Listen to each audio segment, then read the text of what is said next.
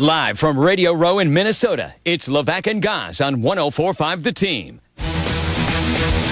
It is always nice to be joined by someone who I know that Goz is going to drool over.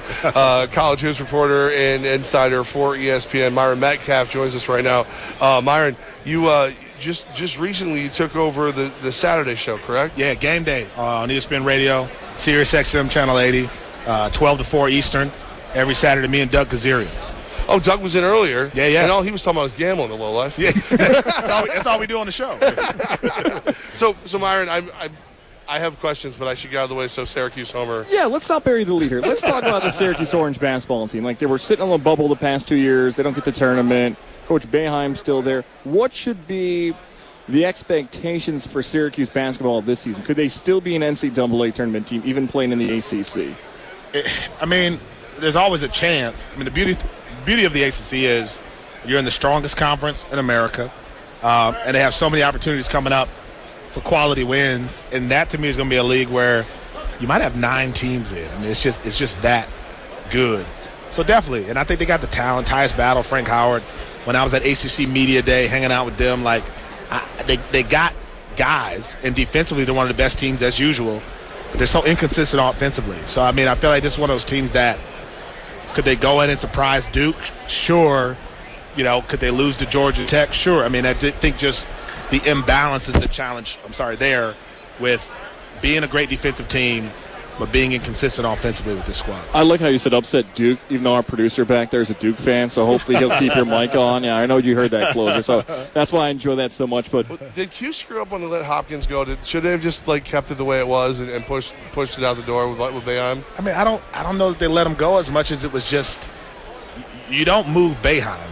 Boeheim moves Boeheim, right? So the Hopkins thing was only going to work if Boeheim approved it, right? So I think a lot of people who were like, oh, Syracuse didn't keep Hopkins.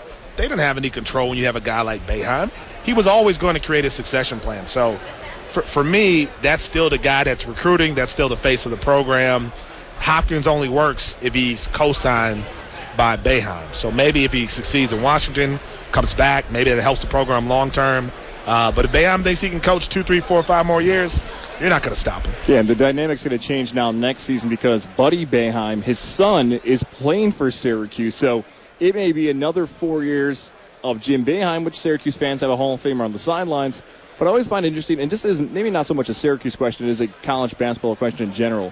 When you have a coach that's in his late 60s, 70 years old, how do you recruit somebody who's 15 or 16? There's such an age difference where I don't know if he's pumping Kendrick Lamar. I just don't see that. Well, I think you recruit the parents and the families, and nobody's going to be better than that than Boeheim because he is the icon.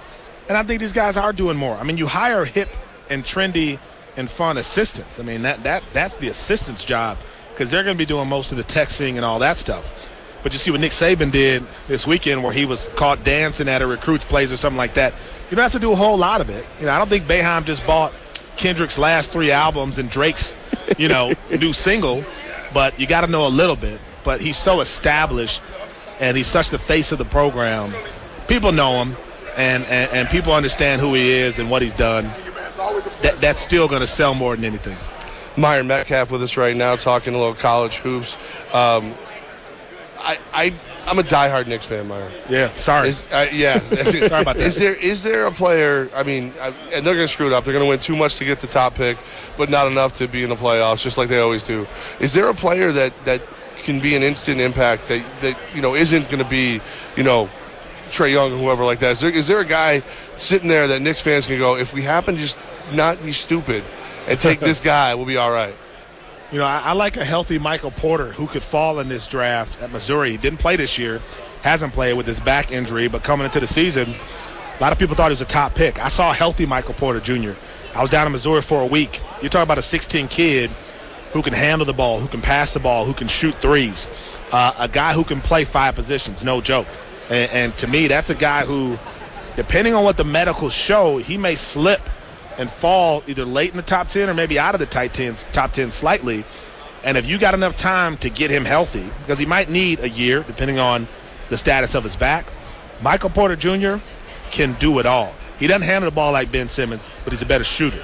And I think that's the guy that people are forgetting about.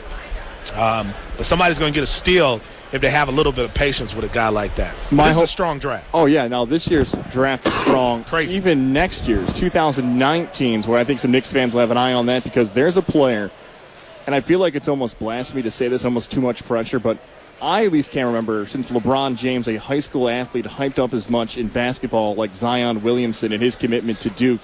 Are we going to be talking about him as a great one-and-done when he finally hits the court next season? I think you will. I mean, he's the most famous high school basketball player since LeBron James, for sure. So I went down to Vegas, and you had LaMelo Ball squad and LeVar Ball played Zion Williamson's team in Vegas, right?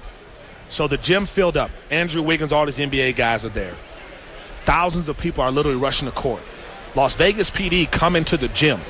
They say, shut it all down. They're getting ready to close the gym and shut the game down because they're breaking fire codes. Wow. Literally, there are coaches trying to walk onto the court and see these kids play, and these officers are shutting the entrances on coaches who are trying to get in. And coaches are like, but I have a pass, I'm a coach.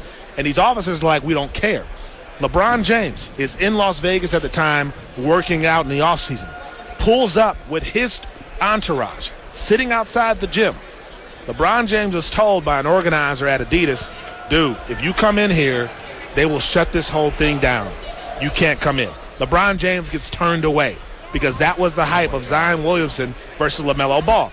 Now, going into that game, I thought LaMelo Ball has to be the most famous high school kid out there. Then I saw Zion's fan base. And then I saw how the kids rushed the court after they won. That guy is a tremendous brand already. So he's going to be around because he can fly. He has such a great social media following. And I think he's going to be a really, really good talent at the next level. Now, I don't know how Coach K is going to use a bunch of threes who seem to play the same position, but he's got the best recruiting class, and Zion is the guy who is the one that everyone will be talking about going into the year and as the year progresses. Let's talk more about what you just said there about Coach K not being able to figure out all those threes. That's a good idea. Let's have some of those guys transfer to Syracuse. Let's switch it up. They can't have all the talent. He always finds a way. That's a good idea. I love that idea. Myron Medcalf with us says you also a little college football as well. So what are you thinking for what's going on this weekend? Is there a chance that you believe the dynasty could finally end? Could the Eagles beat the Patriots? Yeah, anything could happen. I mean, Halle Berry could call me right now and say, let's get married. That could happen. It's not going to happen. Best man. It's not going to happen. I just think you don't bet against Tom Brady and New England. How many times do people bet against Jordan in the finals? There are just great athletes of our time who just aren't destined to lose. And I just don't see Nick Foles being the guy to sort of disrupt this legacy. Is there a chance? They're playing a lot better than they did at first with Nick Foles, right? Right. Mm-hmm. But I feel like Brady just has something amazing that you're not going to be able to stop at the end of the day. And it's going to come down to second half adjustments. Nick Foles versus Tom Brady in a crunch time situation, there is no way you're picking Nick Foles in Philly. I think it would be a better game than people expect, but it's all New England.